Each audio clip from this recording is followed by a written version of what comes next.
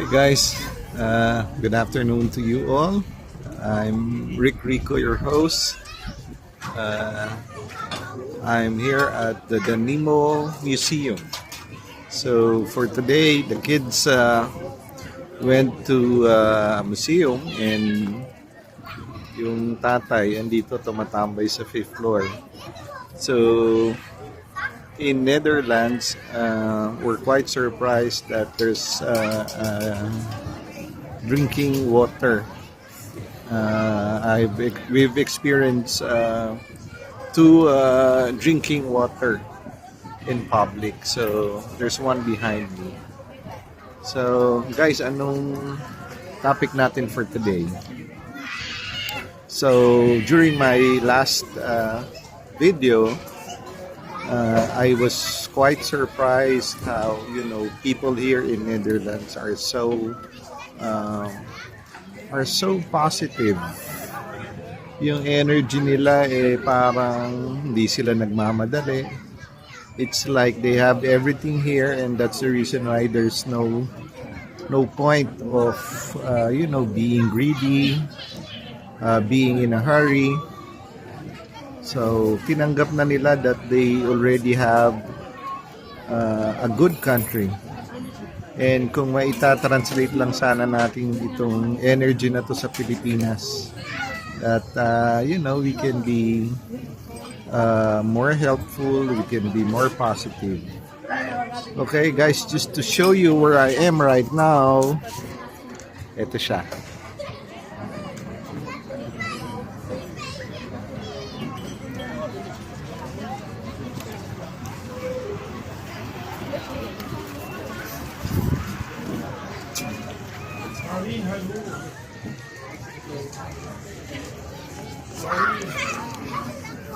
Okay, so there's a very nice view, and just yesterday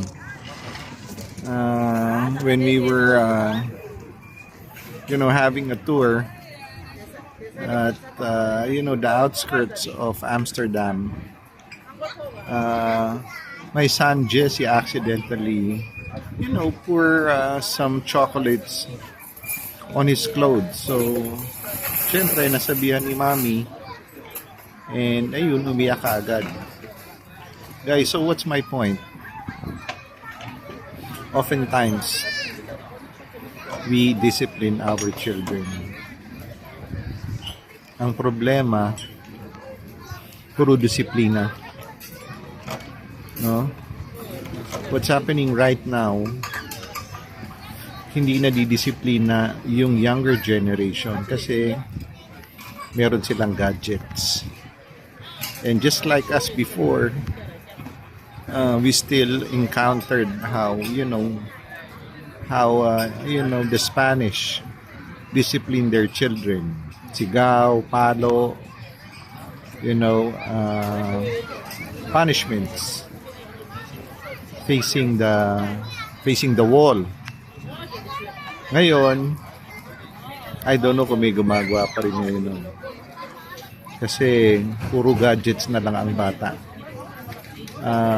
For the parents to, do their tasks, they bribe them with gadgets, laptop, cell phone, computers. There's a lot of things just for the parents to, do their work, do their job. Unfortunately, napabayaan naman natin silang turuan in terms of adversities. Kaya pag nagkaroon ng adversity ang bata, iyak na kaagad ngayon. Don't get me wrong. We need to make them aware that these adversities will help their emotions grow stronger.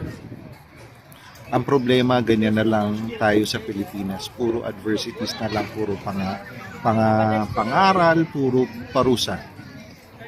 But we forget to balance na, hey, you deserve to be traveling. You deserve all the best things in life. You deserve to be abundant. You deserve to be, cared. You deserve to be respected. So guys, again, dapat we train them emotionally to go through adversities.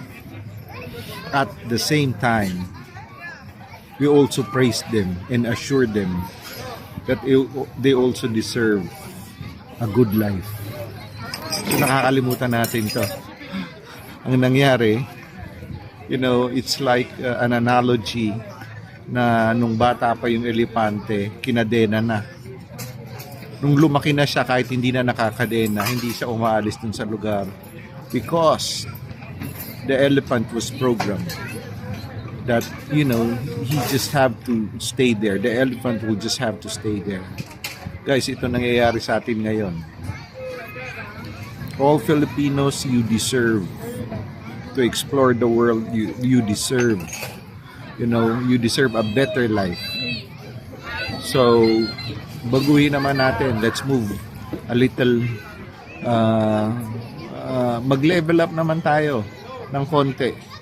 Walang masama mag-enjoy kayo dyan, walang masama, no? You travel, walang masama, i-enjoy niyo yung magandang bahay, walang masama na kumain kayo ng masarap. Guys, matuto tayo how to teach our younger generations how to go through adversities, and at the same time, turuan natin sila mag-enjoy ng buhay natin. Okay, I think that's it for today. So, to my fellow backpackers, mga kuya, mga ate, mga kababayan ko, this is Rick Rico, your host. Keep it real.